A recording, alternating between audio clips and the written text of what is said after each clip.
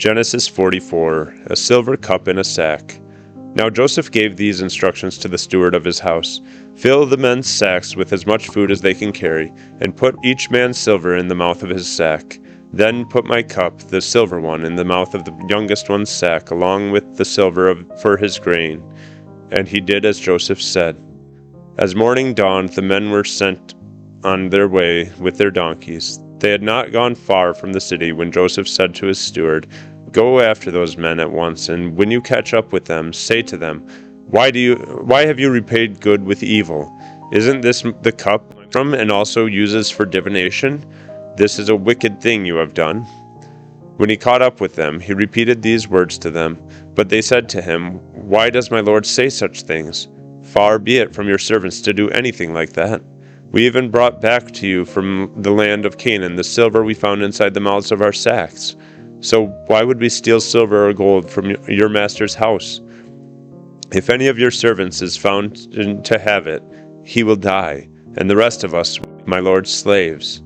"Very well then," he said, "let it be as you say.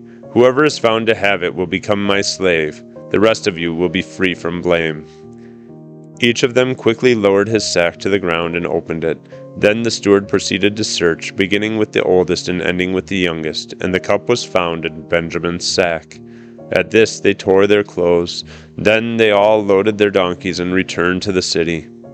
Joseph was still in the house when Judah and his brothers came in, and they threw themselves to the ground before him.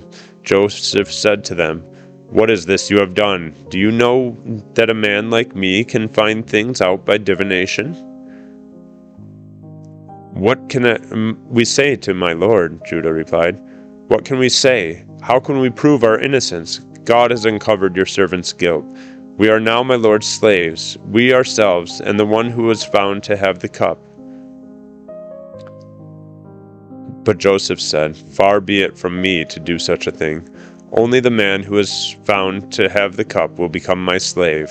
The rest of you go back to your father in peace." Then Judah went up to him and said, "Pardon your servant, my lord. Let me speak a word to my lord. Do not be angry with your servant. Though you are equal to Pharaoh himself, my lord asked his servants, 'Do you have a father or a brother?' And we answered, 'We have an aged father, and there is a young son born to him in his old age. His brother is dead, and he is the only one of his mother's sons left, and his father loves him.' Then you said to your servants, 'Bring him down to me, so I can see him for myself.' And we said to my lord, 'The boy cannot leave his father. If he leaves him, his father will die.' But you told your servants, 'Unless your youngest brother comes down with you, you will not see my face again.' When we went back to your servant, my father, we told him what my lord had said. Then our father said, 'Go back and buy a little more food.' But we said, 'We cannot go down. Only if our youngest brother is with us will we go. We cannot see the man's face unless our youngest brother is with us.'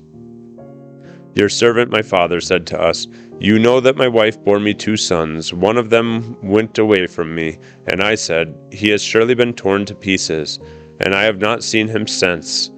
If you take this one from me too, and harm comes to him, you will bring my gray head down to the grave in misery. So now if the boy is not with us when I go back to your servant my father, and if my father, whose life is closely bound up with the boy's life, sees that the boy isn't there, he will die. Your servants will bring the gray head of our father down to the grave in sorrow.' Your servant guaranteed the boy's safety to my father, I said. 'If I do not bring him back to you, I will bear the blame before you, my father, all my life. Now then, please let your servant remain here as my lord's slave, in place of the boy, and let the boy return with his brothers. How can I go back to my father if the boy is not with me? No, do not let me see the misery that would come on my father.'